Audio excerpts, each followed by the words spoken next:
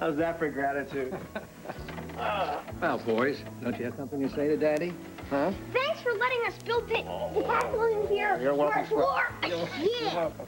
Oh, you want some squishes? You want some squishes too? Is that what it is? Huh? All right, now listen, look. This is really important, okay? Now you guys got to do me a favor. You got to promise me that no matter what, you're not going to tell your mom that we made a mess by, you know, sawing and hammering and stuff in the living room, okay? Why? Well, let's just call it a guy thing, okay? Repeat after me. With the lip, come on, with the bottom teeth. There you go. Now you, come on, do it. Excellent, excellent. Let me tell you something else, all right?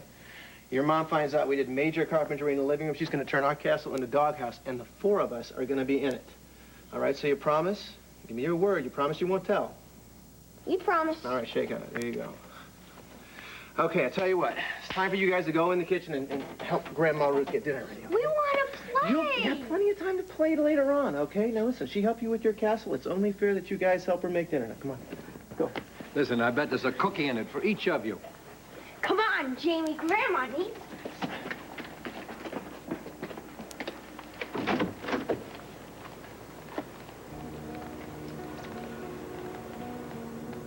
Roads must be terrible. I bet it's worse in West Virginia. Weather report said the eastern part of the country is all under ice. Dad, I'm worried. Dixie promised me she was going to call today. Certainly hope nothing's wrong.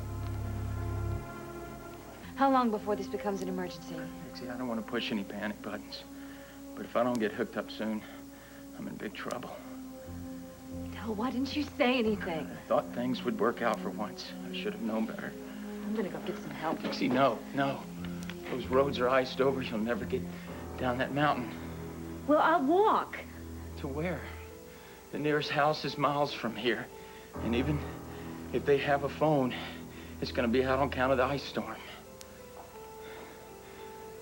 What do you want me to do? You want me just to sit here and watch you die?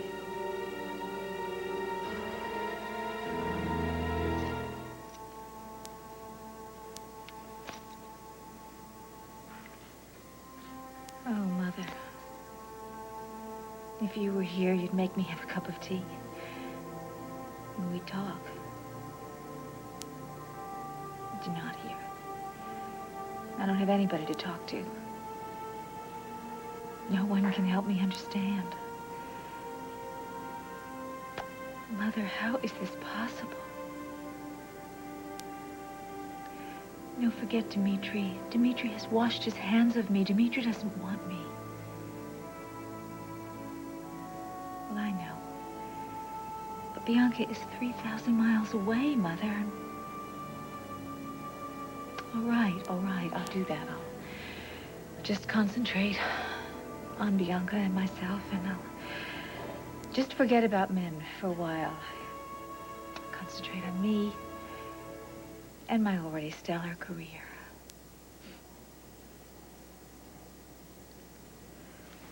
Well, I have an idea. Excuse me, Mother. I have got to strike while the grapes are ripe.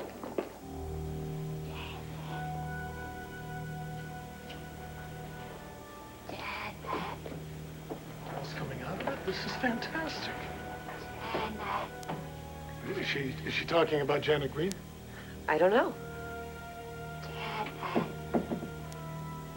She's looking right at you, Jane.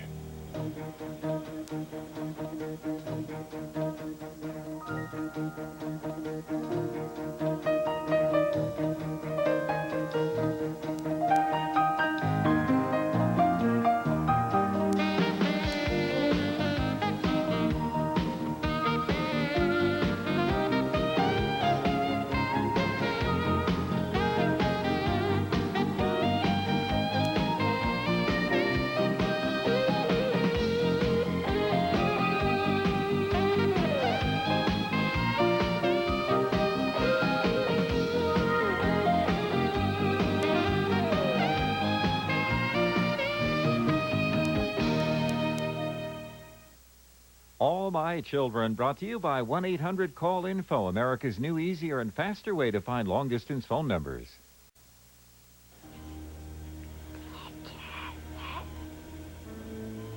Why would Laurel be looking at you? I don't know. I mean, she's opened her eyes before and it didn't mean anything. I'm sorry to say. I think she's trying to tell us something. I think I know what it is. Laurel Slugger, it's Trevor. Yeah, don't worry about Janet. She called me from Greenbrier. She told me that you'd been to see her. Yeah, you went to see Janet, and she gave you this bogus plan about how she was gonna blow me and the kids up and away. But get this, Laurel, she lied to you. It's Janet's sick idea of being a prankmeister, but you believed her. And you blew out of there to warn me and the kids, and then you did the old crash and burn off Mount Evangeline. Yeah, she's the one that did this to you. And if I ever get my hands on that chicken neck of hers, I'll squeeze so hard her brains will ease out of her ears like beef out of a meat grinder. Jane, are you all right? The mention of violence makes me queasy. Yeah, well, you look a little green around the gills. Must be the fluorescent light. Listen, you just forget about Janet Green and you just concentrate on getting better. You understand me? You keep fighting, Laurel. That's right. We're here. We're waiting for you. And we'll wait for as long as it takes, honey. You better try to hurry it up, huh? Because we miss you. You know, Dr. Rolifson should probably see this. I'll go find him. You keep talking to her. You got it.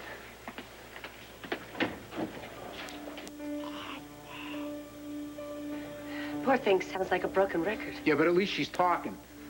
Laurel, talk to me. Tell me, what's on Lily's Christmas list this year, huh? Who are your picks for the Super Bowl, huh? Come on, tell me, Slugger, tell me. Tell me what's on your mind. Forget that dark-haired demon, will you? You, me, Timmy, and Amanda, we don't gotta worry about her, because Janet Green is ancient history.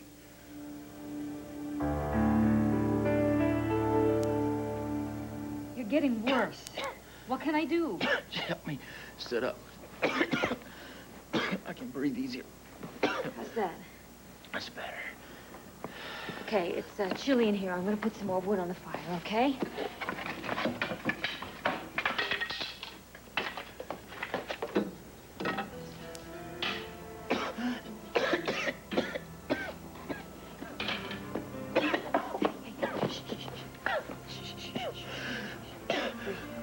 My chest hurts. I can't breathe.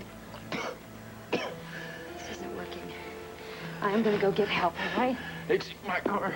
Just get it in a ditch. Yours is stuck in the driveway. Well, I know. Even if you get it moved. I will walk, okay? I will ice skate, whatever. No. It's too dangerous. Don't you worry. You hear me? I'm gonna be fine, and you're gonna be fine. You're gonna get to dialysis, I promise you. Don't risk your life for me, okay? I'm not worth it. I'm not gonna give up. And neither can you. All right? Be back in no time.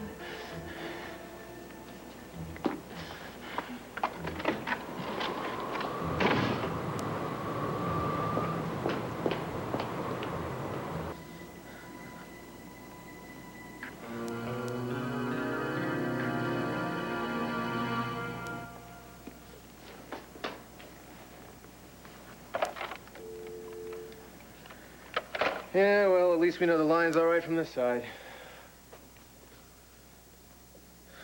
Come on, ring, damn it. Dixie? Oh, hi, Mama. Yeah, that's okay. Yeah, well, I'm glad you got home safe and sound, and I'd really love to hear about Peter's new trick, but I want to keep the line clear because I think Dixie's gonna call. Okay? No, not yet. Mama, I don't know why. Hey, look, I gotta go. Mom's calling us dinner, okay? Now, Chad, that wasn't necessary, I was told it? you heard me. I want to keep the line open just in case Dixie tries to get through. You've got call waiting. Yeah, well, thank you for reminding me, Dad. Now I'm really worried. I don't like this one bit. I don't like it at all. Dixie would have called. Something is wrong. Maybe the lines are down. Yeah, well. She did say that the cabin was miles away from anything that would even pass for a town. And there you are, so it's not surprising she hasn't called. Oh, Dad, I just can't shake the feeling that something is wrong, you know? I feel it in the pit of my gut. I felt exactly the same way when Dell walked into our lives. Just sense it. Dixie is in trouble. She wants me to help her. You gotta be kidding. You'll be nuts enough to go out on a night like this.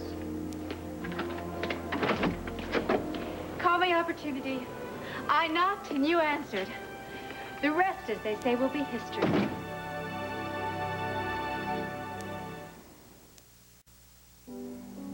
Are you nuts? What are you doing running around on a night like this? Why aren't you at Linden cozied up with some fire? And miss our date with destiny? I'd rather die first. Running around on all that ice is a good way to get there. I do hope you didn't have to skid through any stop signs to get here. Oh, Joe, aren't you droll?